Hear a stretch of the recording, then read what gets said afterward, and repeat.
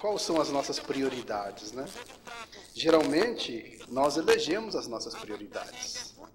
Muitos preferem diversões, outros preferem ensinamento.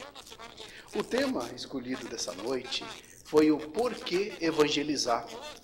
Eu escolhi esse tema por causa do Dia das Crianças que estão chegando, né? E quando a gente olha as crianças, a gente para pensar e fala assim, como esse ser veio parar nas minhas mãos, né? E se nós formos olhar o livro dos Espíritos, quando Kardec perguntou o que são espíritos, a pergunta foi, são seres inteligentes da criação, povoam o universo fora do mundo corporal. Então, na realidade, não existe corpos, não existe ETs, não existe muita coisa que a gente imagina, na realidade não existe. Existe, na realidade, espíritos. E eles povoam todo o universo fora do mundo corporal. E em cada planeta, eles usam as próprias substâncias do planeta para criar corpos em vibrações diversas e manifestam naquele mundo. Tem planetas que as pessoas não precisam ainda, não precisam da infância, porque eles já passaram por esse grau. Mas quando Kardec perguntou por que a gente tem que renascer, os espíritos falaram que é por causa do nosso aprimoramento. E todo mundo queria, né? Já pensou? Eu não precisasse estudar mais, já chegasse logo na fase adulta e já continuasse vivendo? Tem alguns mundos que não tem nem desencarne mais, tem uns que não tem nem corpos. Mas aí, vamos nos concentrar na Terra, né? Porque viajando muito para outros mundos, dá vontade da gente largar daqui e correr para lá, mas vamos ficar por aqui. Então, quando a gente vê uma criança, a gente tem que ter certeza que ali é um espírito. E que esse espírito, às vezes, está muito mais velho que nós e muito mais adiantado moralmente que nós. Mas então por que aquela criança, aquele espírito muito mais evoluído moralmente que nós, veio na nossa casa? Nós, todos imperfeitos. Esse é o tema. Por que evangelizar? Por que será que a gente foi eleito a ter os nossos filhos? Aquelas crianças. E sabemos que elas não são crianças, elas estão temporariamente em um corpo de criança. Olha só, a suprema inteligência do universo é tão perfeita no que faz, que muitos de nós ficamos pensando, nossa, lá em Vênus é 400 graus, lá não pode existir vida. Se nós pararmos para pensar que na realidade é o nosso corpo que sente o calor, que lá vai ter corpos que não vão sentir o calor. Então eles vão se manifestar naquele mundo. E aqui, para a criança renascer aqui, talvez ela já esteve em outro mundo. Ela já passou por outros planetas. Como nós também já passamos por outros planetas. Que na realidade nós vivemos pulando de mundos em mundos. À medida da nossa prioridade. O que nós precisamos aprender? Então, tem um planeta Terra ali. Eu vou te colocar você no Brasil, né, para você ver as intempéries. Vai ser um paraíso. Vai ser um paraíso lá. Vocês jogar um caroço de feijão no mato lá e vai nascer um pé de feijão para você. Mas você vai sofrer com pessoas, com irmãos de caminhada. Para quê? Para você aprender a conviver com eles. Para você aprender a ter a indulgência. Para você aprender a ter a percepção do que ninguém é de ninguém e ninguém pertence a ninguém. Aí eu estou no plano espiritual, eles falam para mim, você vai agora reencarnar na Terra. Mas eu tenho vários problemas internos que eu preciso resolver. Eu preciso resolver esses problemas internos. Às vezes, eu exercitei muito egoísmo na outra encarnação. Às vezes, eu abusei muito das faculdades, das facilidades das faculdades que eu pude ter. Talvez em outros mundos, até mesmo nesse. E quando eu vou renascer, há um preparatório, né? Traz a família inteirinha lá em cima, aí apresenta o filho, né? Muitas vezes o filho já é conhecido dos pais, eles olham assim e falam, ih, já vem de novo, meu Deus do céu. Então já é conhecido e fala, tá bom, eu vou aceitar essa criatura. E quando aquela criança chega, a necessidade da fragilidade é por isso. Porque com aquele rostinho angelical, quando o pai olha, se apaixona. Quando os avós ficam tudo babando, criancinha. Mas ali, a gente tem que perceber que ali tem um espírito ali, muito mais evoluído, ou talvez muito carente de necessidades especiais que nós vamos ser levados a corrigir.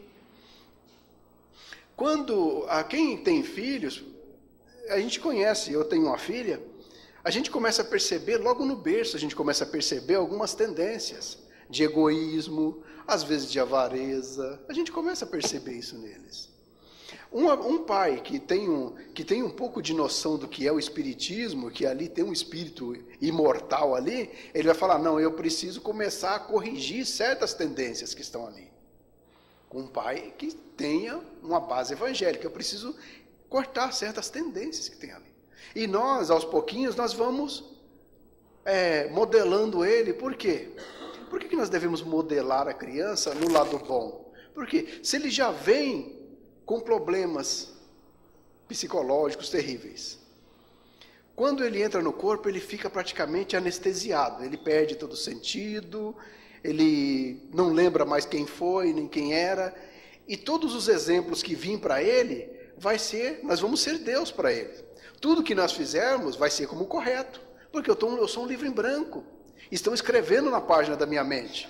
Como eu devo ser com as pessoas, eu devo obedecer às pessoas, honrar pai e mãe, e ter um entendimento, ter respeito pelas pessoas. Aí quando nós começamos a chegar na fase adulta, começa a vir as nossas tendências do passado. Aí entra em conflito. Aí a criança, às vezes, eles têm vontade de fazer o mal, mas ele tem o medo do pai, né? Ele tem vontade de fazer uma coisa errada, mas ele vê os exemplos da mãe. Então, ele tem pontos de referência. Porque se ele não tivesse pontos de referência, ele ia continuar fazendo a mesma coisa. Imagina se nós não precisássemos passar pela reencarnação. Quando nós reencarnássemos, nós continuaríamos o mesmo sujeitinho que era antes. Mas como nós passamos pela borracha da vida, nós começamos a aprender coisas novas. Aprendemos a falar, aprendemos a escrever, vemos nossos pais, nossos tios, e nós vamos aprendendo coisas que realmente edificam a gente. Mas, quando vem as tendências, a gente já tem pontos de referência. Fala, eu aprendi aquilo. Às vezes vai um coleguinha e fala, não, você pode fazer aquilo. Não, mas meu pai falou que não é bom, ele não gosta. Eu iria ofender meu pai se eu fizesse isso. Entenderam por quê que precisa do esquecimento do passado? Para a criança ser modelada na nova vivência que ela vai ter. Mas agora, muitos pais caem na besteira de falar assim, não, eu não vou evangelizar meu filho, porque eu vou deixar que ele cresça, ele escolha para onde ele quer ir, para ele escolha a religião que ele quer ir. A religião que ele quer ir, ele pode escolher. Quando ele ficar mais velho, ele pode ser qualquer religião, porque todas as religiões levam a Deus, de formas diferentes de entendimento, mas o final leva ao único fim, leva ao Criador. Mas aí, nós falamos, não, quando o nosso filho crescer, ele vai escolher a religião dele. Mas, pelo apelo que está o mundo, será que vai dar tempo? Será que vai dar tempo da gente apresentar Jesus para ele, depois que ele já absorveu toda a carga do mundo? Olha só, nós temos crianças de 6 anos, 5 anos, ele liga a televisão, está passando o mundo inteirinho na frente dele. Está passando o mundo inteirinho na frente dele. Ele liga a televisão, ultimamente só tem programas que não tem nem comentários. Se vai ouvir música, então as músicas e as letras não tem nem como falar. Ele está exposto a esse clima, a esse ambiente. Mas por que nós deixamos ele ficar exposto a esse ambiente e não colocamos ele exposto a um ambiente retificador? Eu acredito que todos os pais não deveriam fazer barganha com o filho, não. Ah, não, vai na evangelização que depois te paga um sorvete, né? Vai lá que depois você vai poder viajar. Não. A evangelização infantil deveria ser obrigatória. O pai deveria obrigar o filho a ir. Mas não só levar, o pai também tem que ir na evangelização. Por quê? O melhor exemplo é o nosso. Nós temos que pegar o nosso filho e falar, ó, nós vamos no centro espírita. Nós vamos estudar um pouco, conhecer Jesus. E quando nós pegamos e falamos nós vamos, a criança se sente mais confortável para ir.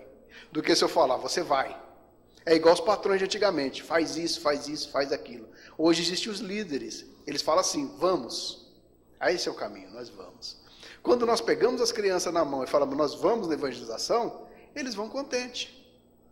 Mas antes de fazer isso, nós precisamos também ter uma base que, vamos supor, uma pessoa que bebe, quais os amigos dela? Você chega num bar assim, tem algum que não bebe junto dos amigos dela lá? Não tem. Ou uma pessoa que é acostumado a fazer certas coisas erradas. As companhias dele é tudo do mesmo jeito. Uma pessoa que é avarenta, ele só tem amigos avarentos, porque eles vão falar dos golpes que eles fizeram, de juntar dinheiro. A pessoa que bebe, a pessoa comilona só fala de comida. Eu tenho um hábito de falar de comida, sou rodeado de pessoas gordinhas. Não sei porquê. Mas, então geralmente nós estamos junto das pessoas que são afim de nós, que compartilham o mesmo pensamento. Do mesmo jeito que é encarnado, também existe os desencarnados. Se nós temos um péssimo hábito, um hábito qualquer, que hoje infelizmente no Brasil, a bebida ela é um meio social. A gente se socializa tomando um copo de cerveja ou fazendo alguma coisa. Nós temos companhias espirituais que gostam de beber. Nós temos, para quem bebe. Eu já deixei esse vício, já faz 30 anos, graças a Deus. Quando nós entramos na nossa casa, aqueles companheiros que também participam do vício também entram. E o mais infeliz de tudo é o seguinte, que a pessoa o alcoólatra, ele não tem vida muito longa. E os espíritos sabem disso. Os espíritos bebum, eles vão ficar lá a eternidade bebendo, mas aquele corpo não tem vida longa. Logo é 10, 20, 30 anos no máximo, já partiu. E o que eles têm que fazer? Eles têm que começar a procurar novas pessoas, novos corpos. Então, se ele está na casa, tem uma criança, eles olham assim e falam... Aí começa, né? Às vezes eles induzem o pai a colocar um copo de cerveja na boca da criança. Não, é para ele não passar vontade. Não. Começam a induzir certas coisas sutis, que se a criança já tem tendências de bebida, ele pode se tornar um alcoólatra. Mas, ao identificar esses nossos defeitos, eu estou citando o álcool, mas tem muitos outros defeitos. Tem os defeitos de falar mal, tem muitos defeitos. Mas, como nós estamos no mundo corporal e nós temos tendências a esses malefícios, o que nós devemos fazer antes? Começar a promover um evangelho do lar dentro da nossa casa. Quando nós começamos a promover o evangelho dentro da nossa casa, nós convidamos os bons espíritos para fazer parte do nosso dia a dia. E como até no André Luiz, o André Luiz estava num bar, uma pessoa que bebia, pegou e estava indo para casa, né? E o espírito acompanhando. Quando a pessoa entrou dentro de casa, o espírito ficou na porta. Aí o mentor do André Luiz falou, é que naquela casa a mãe do cara ora. Tem uma pessoa que ora. Então, o espírito ficou por lá de fora, ele não conseguiu entrar, porque existia uma proteção espiritual. Quando nós fazemos o evangelho no lar, nós criamos essa proteção. E todos que estão dentro do lar, a vizinhança, também está protegida. E aí fica mais propício a gente ter aquela facilidade de pegar nossas crianças e levar na evangelização infantil, porque não vai ter mais resistência. Às vezes a gente até tem vontade, mas aí vem aqueles pensamentos, não, meu filho, eu vou levar lá, ele só vai ficar falando de Jesus, né? Aí os amiguinhos dele vão ficar tirando sarro dele. E vem aqueles pensamentos bobos. Que com quem trabalha na evangelização infantil sabe disso. Que muitas vezes a criança some por algum tempo, você vai ver o pai fica meio desconcertado. Eu não sei, que os outros amigos estavam tirando muito sarro dele. Então, eu achei melhor ele não ir. Olha só, a ingenuidade. Então, na realidade... Acontece o seguinte, que quando a gente se propõe a fazer o bem, aqueles que estão lá, aquela turminha que estão lá não vai gostar e vão criar empecilhos. A gente sabe disso quando a gente começa a fazer o evangelho no lar, que começa às horas, eu faço mais ou menos às 10 horas. Geralmente quando chega às 9 horas, o relógio já pula para as 11. Você olha assim e fala, nossa, cadê as 10 horas? Sumiu às 10 horas. Não sei o que acontece. Aí o que eu fiz? Eu peguei o despertador, coloquei meu celular, tudo às 10 horas. Ponho tudo para despertar. Aí eu falo para eles, agora eu quero ver vocês desligar isso aqui. Quando dá 10 horas, meu celular toca, onde eu estou, eu paro e saio correndo para fazer evangelho no lar. Porque eu sei que nós estamos sujeitos a isso no nosso mundo. E as nossas crianças também estão sujeitas a isso. Por quê? Existe também aqueles obsessores que nos acompanham, que, como eu falei, ele olha para a criança e fala, nossa, vai ser meu futuro. E quando nós levamos essas crianças para a evangelização infantil, nós cortamos essas interferências. Por quê? No centro espírita, que tem evangelizadores sérios, eles vão ensinar primeiramente para a criança quem é Jesus, que é Deus, o que ela está fazendo aqui, o que é a importância de um lar.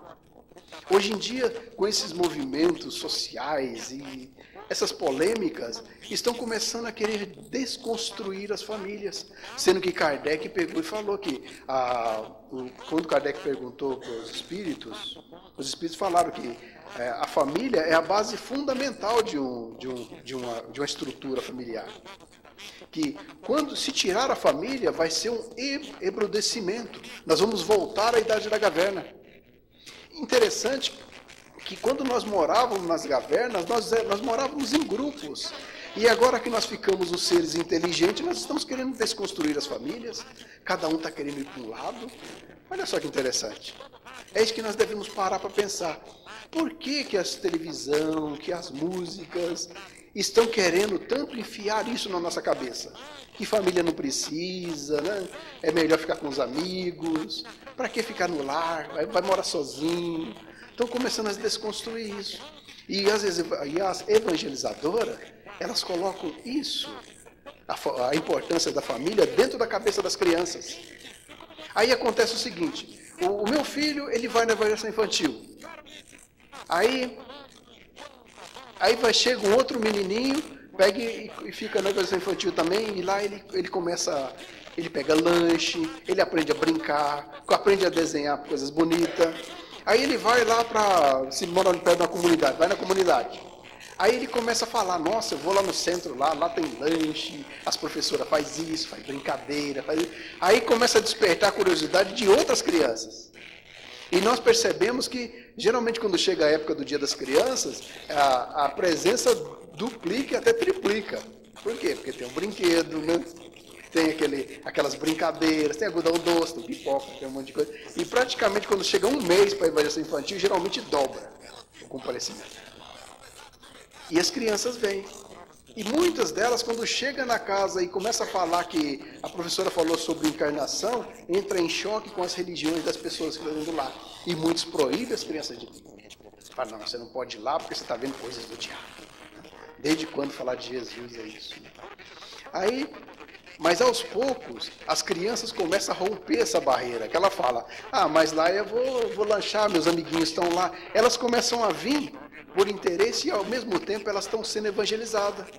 E quando uma criança é evangelizada, aquele mentor que é designado para ela, na evangelização infantil, acompanha ela até o lar.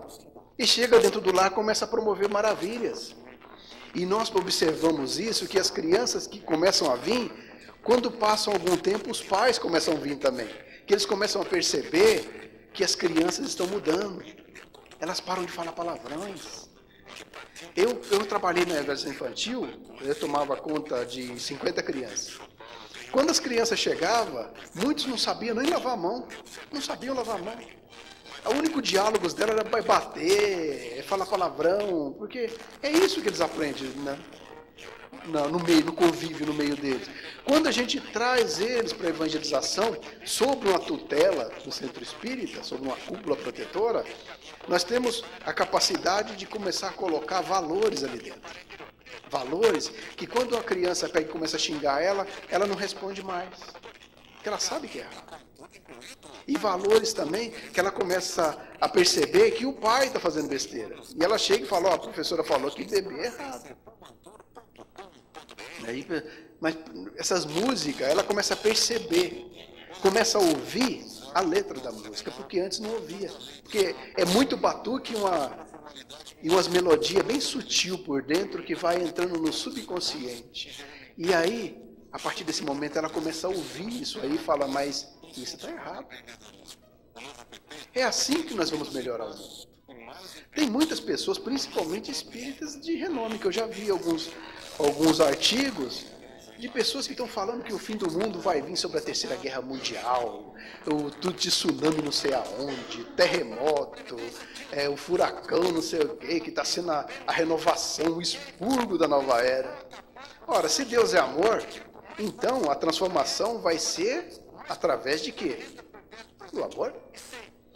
Se a transformação é através do amor, então aonde nós vamos ver as verdadeiras transformações do futuro?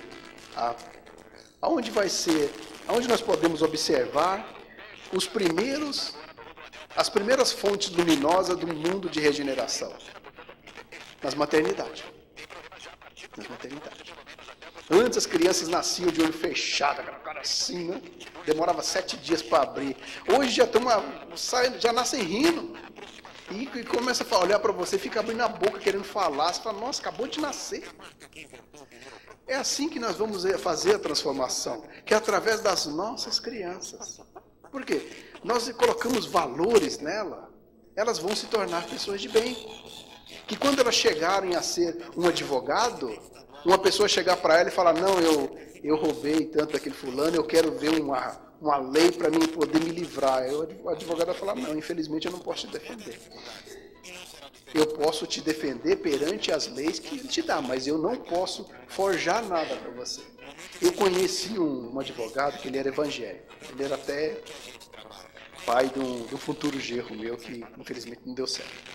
Mas ele era advogado e as pessoas chegavam para ele com esse tipo de proposta e falavam, infelizmente eu não posso te defender, que vai contra todos os meus princípios. Olha só, as crianças do futuro vão ser assim. Quando chegar alguém e falar, não, eu fiz isso, mas eu posso, não pode. Aí o mal vai fugir assustado, porque ele não vai achar mais afinidade. Ele vai chegar no juiz, o juiz vai ser incorruptível. Nós estamos vendo exemplo. Ele vai chegar num delegado incorruptível também. Então as pessoas vão ser forçadas a se melhorar. Através de quê? Das nossas crianças, que nós vamos pegar ela e levar na evangelização infantil. Vai ser o futuro do país. Não adianta a gente pensar que nós vamos esperar o mundo melhorar para nós termos filhos. Não, nós temos que ter um filho agora e educar ele na base evangélica para que ele seja o ponto de referência lá na frente. Para quando alguém chegar para ele e falar, não, você faz isso, ele fala, não posso fazer aqui. Vai contra meus princípios. Vontade eu tenho. Aí vai falar, mas por que você tem vontade e não faz? Porque eu li o Nosso Lar, André Luiz penou 7 anos no umbral lá, arrastando, e eu não quero ir para lá. E ele vai saber também que se ele tirar dinheiro de uma saúde, na próxima encarnação ele vai estar em papos de aranha, coitado, porque ele vai sofrer tudo que ele fez os outros sofrerem, porque é a lei de Deus. É a lei do progresso, é a lei da causa e efeito. Se eu faço alguma coisa para alguém, eu posso me safar nessa vida. Eu posso estar até dando risada, as câmeras apontando para mim, eu rindo, eu falar, provem que eu fiz. Né? Eu posso rir, eu posso movimentar uma máquina financeira extraordinária para me proteger. Mas quem vai me proteger do túmulo? Quem vai me proteger na próxima vida? A minha consciência. Se eu tiver uma falhinha na minha consciência, eu não vou conseguir passar. Tem uma parte bem interessante para a gente encerrar, no livro Voltei, do Jacó, do irmão Jacó, que conta-se que ele passou por várias fases, né? Logo no final do livro, chegou uma hora que ele tinha que atravessar uma ponte fluídica. E ele não conseguiu passar.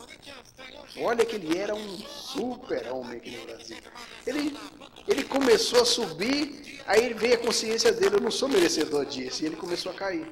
Aí a irmã dele, que puxou ele e conseguiu levar ele para os planos espirituais. Essa ponte que eles falam é a ponte da consciência. Se nós tivermos com a consciência livre, nós vamos soprar aonde nós quisermos. Agora, se nós tivermos a consciência culpada, nós vamos ficar presos aonde nós tivermos dívidas. Essa que é a lei de Deus. E tem uma parte bem interessante nesse livro, é que esse irmão Jacó, ele era uma pessoa evangelizada. E mesmo assim não conseguiu subir. Agora imagina as pessoas que estão aqui dormindo na carne, né? Não, eu vou ficar na vida, vou gozar os prazeres da vida. Quando desencarna, não consegue nem se levantar. Por quê? Não tem forças para se levantar. Nos exemplos do nosso lar, né, do André Luiz, tem vários exemplos. E para encerrar, eu vou citar um grande amigo de doutrina espírita, né? Um grande divulgador, que chamou Leopoldo Machado. Não dá para falar em evangelização sem falar dele. Ele chegou logo nos primeiros momentos que o Espiritismo chegou no Brasil. Quando o Espiritismo chegou no Brasil, ele foi considerado bruxaria. Então foi proibido manifestações religiosas espíritas. Então o que as pessoas faziam? Todos começaram a fazer as sessões espíritas, principalmente mediúnicas, dentro das salas fechadas, nos porões, tudo fechado no escuro. E depois, quando voltou, essa lei foi abolida, né, que viram que não tinha nada a ver, aí o Espiritismo já podia voltar a ter reuniões públicas. Mas os espíritas não queriam mais, que eles estavam confortáveis doutrinando espíritos. E Leopoldo Machado falou assim, não, nós devemos educar as crianças para não precisar doutrinar os espíritos. E ele travou uma grande luta sobre a evangelização infantil e a evangelização juvenil. Por quê? Ele viu que o verdadeiro progresso está nas crianças. Muitas casas espíritas fecham. Por quê? Eles se dedicam só às reuniões e as pessoas vão ficando velhas. Aí daqui a pouco morre o presidente, desencarnou, fecha a casa. Cadê as crianças para continuar? É isso que nós devemos pensar. O porquê da evangelização infantil. Eu não deu tempo para falar muito, porque é um tema muito extenso. Tem vários exemplos, principalmente nas obras de André Luiz, que fala sobre a evangelização, que tem exemplos espetaculares de pessoas que se superaram, que veio com terríveis problemas, e que só porque chegou na evangelização infantil, ficou algum tempo, mudou totalmente a vida. Ele se transformou todo mundo em volta, transformou a sociedade. Vamos tirar um exemplo de Machado de Assis. Um homem só fez tanta coisa, não é verdade? Então, eu deixo isso aí para nós refletir, né? O porquê que nós devemos pegar o nosso filho e levar na evangelização infantil. E quem está impedindo que nós façamos isso? Quem é esse que está falando, não leva não, que ele vai ser ridicularizado na escola? Quem é esse que está falando para nós, não fica falando de Jesus, não, vai tornar seu filho fraco. Seu filho só vai ficar falando de Deus, né? Não vai poder sair com as meninas, não vai poder sair nas baladas, vai ser um moleque bobo. Quem é esse? Tá bom, gente? Obrigado por vocês terem me ouvido. Agradeço de coração. E que Deus.